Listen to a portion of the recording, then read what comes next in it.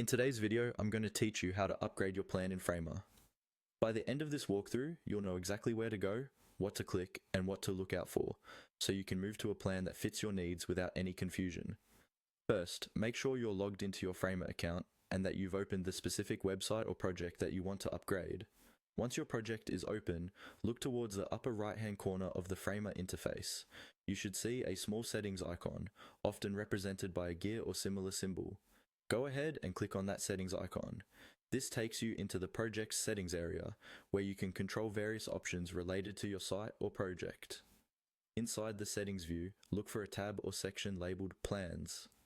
This is usually located along the top or on the left side of the settings panel, depending on your current Framer layout. Click on Plans.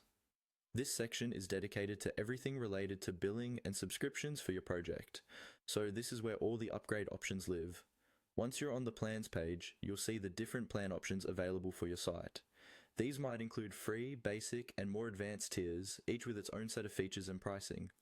Take a moment to review the details for each plan.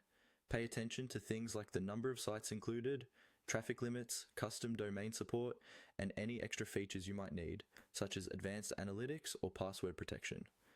When you've found the plan that best matches what you're looking for, click the button associated with that plan to start the upgrade process. From here, simply follow the on-screen prompts. Framer will guide you step by step, usually asking you to confirm your choice, enter or confirm your payment information, and review the final details before you commit to the upgrade. Make sure you double check the billing cycle, whether it's monthly or yearly, and confirm the total cost so there are no surprises. Once you've completed those prompts and confirmed everything, Framer will process your upgrade. Your project should now be running on the new plan and you'll have access to the additional features included with it. And that's all there is to it.